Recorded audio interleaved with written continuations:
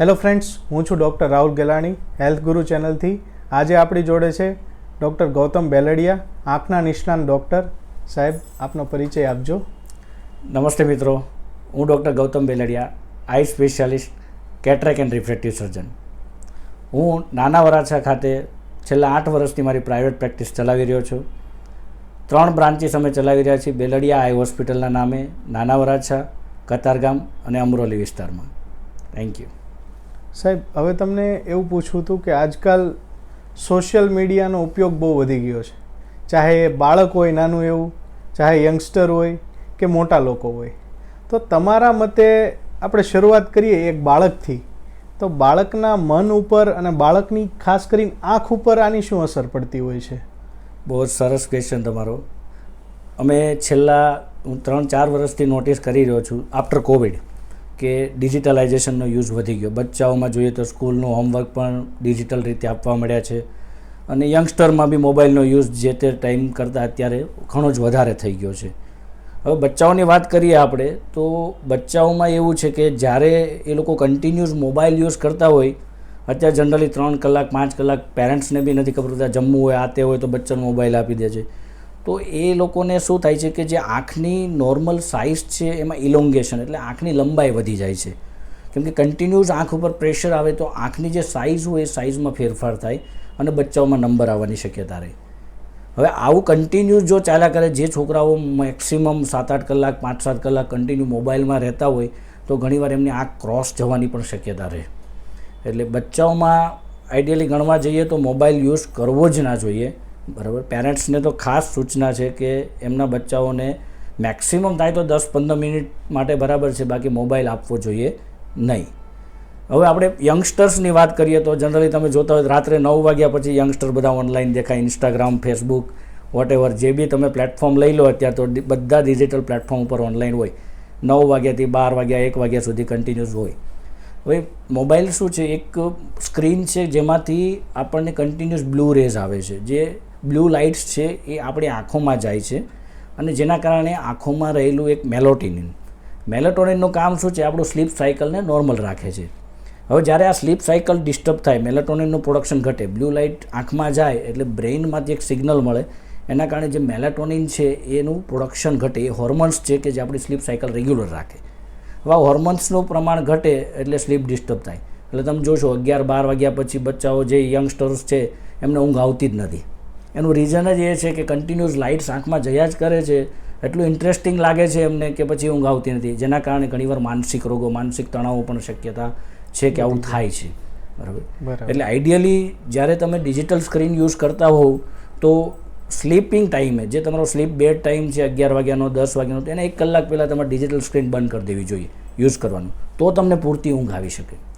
પછી સાહેબ એવો પણ સવાલ હતો, બાળકોની વાત થઈ, યંગસ્ટરની વાત થઈ, મોટી વયના આધેડ વયના લોકો પણ અત્યારે ખાસ એવા મોબાઈલમાં જ લાગેલા હોય અથવા તો કન્ટિન્યુઅસ ટીવી જોયા રાખે. રાઈટ. તો આ બંનેથી એમની આંખો ઉપર શું અસર થશે?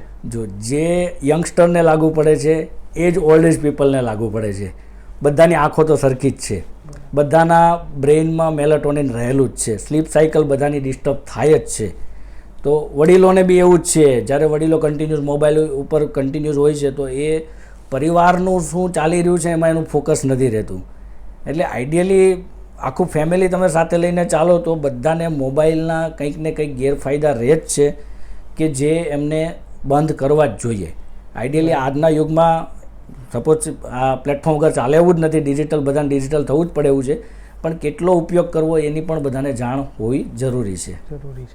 સાહેબ, હવે અમુક લોકોના પ્રોફેશન, બિઝનેસ જ સ્ક્રીન સાથે જોડાયેલા હોય છે, જેમ કે કેમેરામેન હોય છે, એડિટર હોય છે, કોઈ ફિલ્મ વિડીયોના શૂટર હોય છે. તો આ લોકોએ કઈ એવી ટિપ્સ અજમાવવી જોઈએ કે જેનાથી એના આંખોને ઓછામાં ઓછું નુકસાન થાય? મેક્સિમમ અમારી પાસે આવવાવાળા અત્યારે પોપ્યુલેશનમાં જઈએ તો કોમ્પ્યુટર યુઝર, આઈટી યુઝર્સ કે જે કોઈ ઓફિસ વર્ક કરી રહ્યા છે, કન્ટિન્યુઅસ લેપટોપ, મોબાઈલ, અત્યારે તો ડાયમંડમાં બી કોમ્પ્યુટર આવી ગયા. આપણે ત્યાં સુરતમાં ડાયમંડ ઇન્ડસ્ટ્રીઝ બહુ મોટી, એમાં પણ અત્યારે કોમ્પ્યુટર વર્ક કરવા મળ્યા. તો કોમ્પ્યુટરથી થાય છે શું, પહેલાં હું તમને જણાવું કે જનરલી તમે 7-8 કલાક કોમ્પ્યુટર વર્ક કરતા હો ને એટલે તમારી આંખમાં એક પલકારા આવતા હોય, જે રૂટીન પલકારા આપણે 18 થી 20 ટાઈમ લેતા હોય 1 મિનિટમાં. કે જેના કારણે આપણી આંખ ભીની રહેતી હોય, એટલે આંખમાં ડ્રાયનેસ ના આવતી હોય.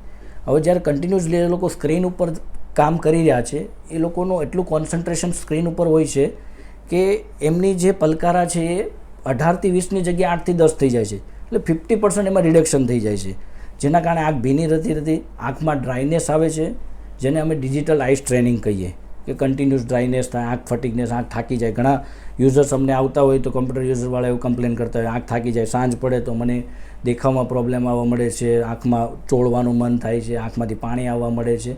આ બધું જ થવાના કારણે ડિજિટલ કન્ટિન્યુઅસ યુઝ કરે ડિજિટલ સ્ક્રીનનો, જેને સાદી ભાષામાં અમે એવું કહીએ કોમ્પ્યુટર વિઝન સિન્ડ્રોમ. એક પ્રકારનો સિન્ડ્રોમ જ થઈ ગયો છે કે જે લોકો કન્ટિન્યુઅસ કોમ્પ્યુટર વર્ક કરે છે એને આ પ્રોબ્લેમ રહે છે.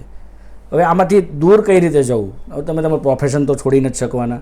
આઈટી યુઝર છો કે કોઈ ડાયમંડ વર્કમાં તમે કોમ્પ્યુટર યુઝ કરીએ કે પ્રોફેશન તો છોડાય નહીં.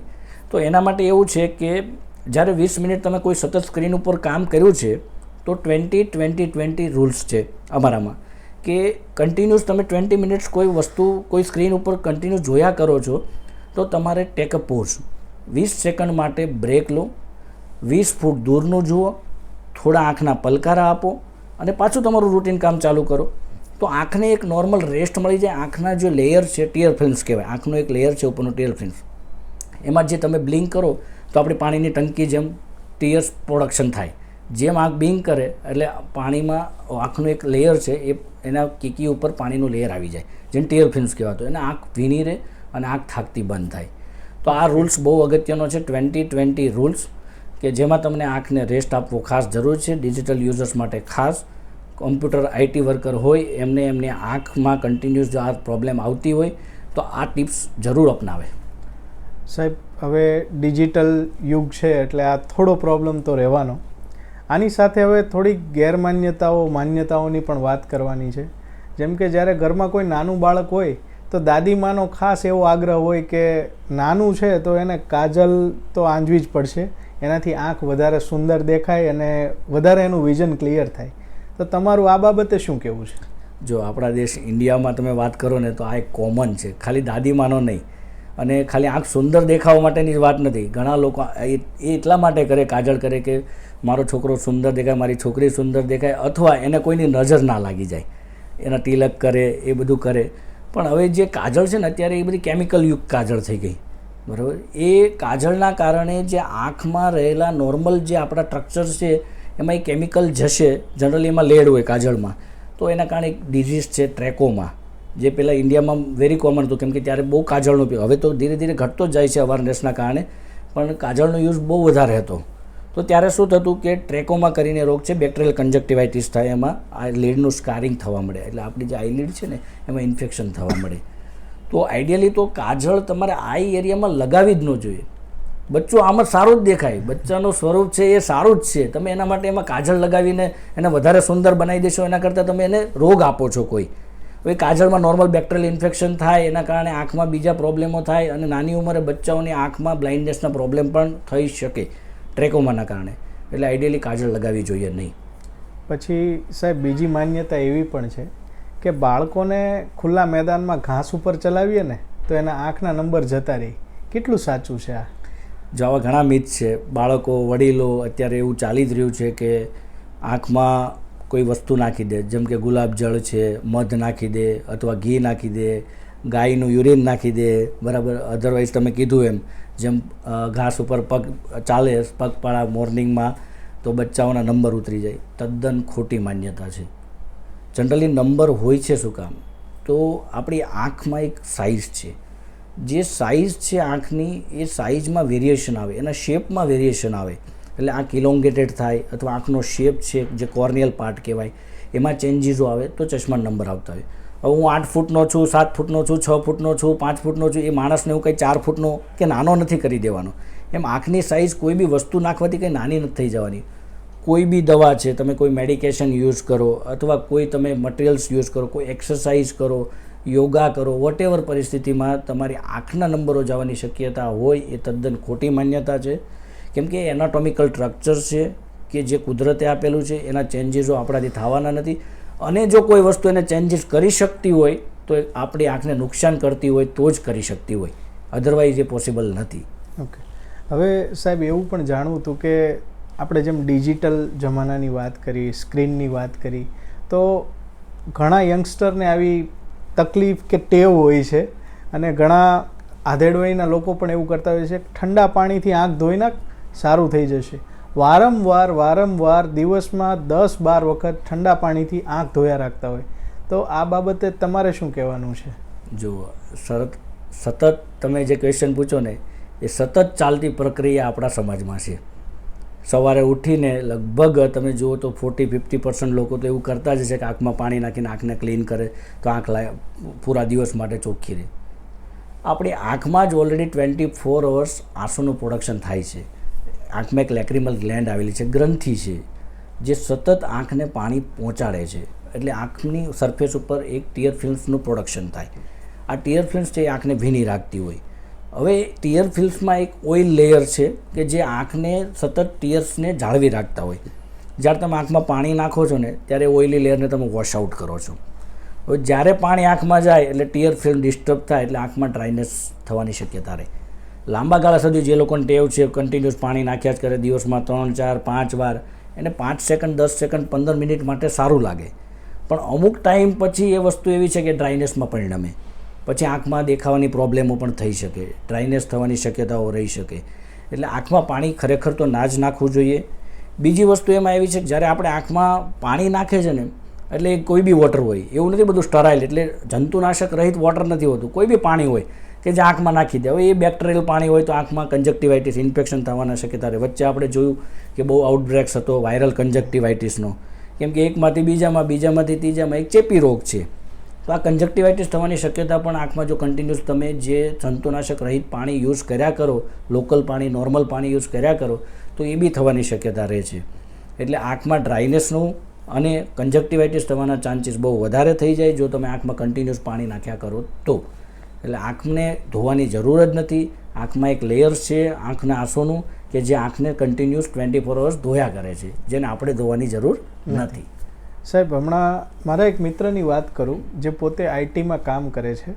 હવે જ્યારે મેં એને વાત કરી કે તને આંખમાં કોઈ પ્રોબ્લેમ થાય છે, અમારે વાત થતી હતી, તો એણે મને કીધું કે મને પ્રોબ્લેમ થાય છે પણ મેં જાતે જ એનું સોલ્યુશન લઈ લીધું છે. મેં મેડિકલમાંથી એક કુલ ટીપા આવે છે ઠંડા, જે આંખને ઠંડક આપે, તો હું જ્યારે પણ મને એવું ઇરિટેશન થાય ને ત્યારે એ ટીપા નાખી લઉં છું. સાહેબ, તમારા મતે આવી સેલ્ફ મેડિકેશન કેટલી કારગર છે અને લેવી જોઈએ કે નહીં? બહુ જ સરસ ક્વેશ્ચન. અત્યારના યુગમાં બધાને ગૂગલ યુઝ આવડે છે, એટલે ગૂગલમાંથી પોતાના ડિઝીઝ માટેની ટ્રીટમેન્ટ સર્ચ કરીને લઈ લે. જેમ તમે કીધું એમ અમારી પાસે મેક્સિમમ પેશન્ટો એવા આવતા હોય છે. અત્યારે હું કહું તો જનરલી પેશન્ટ આવે આંખમાં આંખ લાલ થઈ ગઈ હોય છે નહીં, એટલે એ કોઈ મેડિકલ સ્ટોરમાં જઈને ત્યાંથી એવું કે મારી આંખ લાલ થઈ, પાણી આવે છે, તમે મને ટીપા આપો. મોટા ભાગના એ ટીપામાં ગણું હું 90% હું જેટલી મારી ઓપીડી જેમાં હું જોઉં છું એમ 90% એ ટીપાઓમાં સ્ટીરોઇડ હોય. મેક્સિમમ લોકો એ સ્ટીરોઇડનો યુઝ કરે. એટલે ઘણીવાર શું થાય, આંખનું ઉપરનું લેયર હોય, કોર્નિયલ એપિથેલિયમ કહેવાય, એ લેયર નીકળી ગયું હોય અને પછી તમે એમાં ટીપા સ્ટીરોઇડ નાખ્યા કરો તો આંખમાં ઇન્ફેક્શન, અલ્સર થવાની ચાન્સીસ રહે, જે અત્યારે બ્લાઇન્ડનેસ થાય. કન્ટિન્યુઅસ અલ્સર હોય, તમે કન્ટિન્યુઅસ સ્ટીરોઇડ, ડેક્ઝામિથેઝોન જે કહીએ આપણે, કન્ટિન્યુઅસ સ્ટીરોઇડના ડ્રોપ્સ નાખ્યા કરે તો આંખમાં અલ્સર થવાના ચાન્સીસ રહે. હવે ઘણીવાર શું થાય, નોર્મલ કોમન છે, કાંઈ તકલીફ નથી, ખાલી આંખ થોડી ભારે લાગે છે તો એ મેડિકલ સ્ટોરે જઈને ટીપા લઈ આવે. હોય છે સ્ટીરોઇડ, પેશન્ટને ખબર નથી હોતી કે આમાં સ્ટીરોઇડ છે, પછી ઘરે જઈને ટીપા નાખે છે, 2-3 વાર ટીપા નાખે એટલે એને બહુ, સ્ટીરોઇડ એક મેજિક ડ્રગ છે. તમે આંખમાં સ્ટીરોઇડ મૂકો એટલે તમને એમ થાય તમારી જે નોર્મલ આંખ છે એના કરતાં પણ તમને સારું ફીલ થાય. એટલે જ્યારે આ મેજિક ડ્રગ આંખમાં પડે એટલે પેશન્ટને ફીલ સારું થાય. પછી જ્યારે એને ફ્યુચરમાં ગમે એ તકલીફ થઈ એટલે 5 મિનિટ માટે ટીપા મૂકી દે. આવું 1-2 વર્ષ સુધી કન્ટિન્યુ પોતે જાતે ટ્રીટમેન્ટ લયા કરે અને પછી અમારી પાસે બ્લાઇન્ડનેસ લઈને આવે કે આંખમાં ઝાંખું દેખાય છે. તો એ થવાનું કારણ શું કે આ સ્ટીરોઇડ છે, સ્ટીરોઇડ ઇન્ડ્યુસ કેટરેક્ટ કરે, ગ્લોકોમા કરે, એટલે મોતિયાબિંદ થવાની શક્યતા રહે, ઝામર થવાની શક્યતા રહે. જે લોકો કન્ટિન્યુઅસ મોર દેન 3 મહિના, 6 મહિના, વર્ષ દિવસ માટે સ્ટીરોઇડનો યુઝ કરતા હોય, ડ્રોપ્સનો, એમને મોતિયા અને ઝામર થવાની શક્યતા બહુ જ છે. એટલે એના કારણે આંખમાં વિઝન જવાની શક્યતાઓ પણ રહી શકે. એટલે આવા મેડિકલથી અથવા કોઈ અનપ્રિસ્ક્રાઇબ ટીપા લેવાની જરૂર નથી. એના માટે તમે તમારા ડૉક્ટર્સને કન્સલ્ટ કરો. ઓકે, થેન્ક યુ સાહેબ. તમે આંખ વિશે અને આંખની જાળવણી વિશે ખાસ કરીને ખૂબ અગત્યની માહિતી આપી આઈ હોપ કે આપણા દર્શક મિત્રોને આ વિડીયો ખૂબ જ પસંદ આવશે. Thank you very much for. Thank you.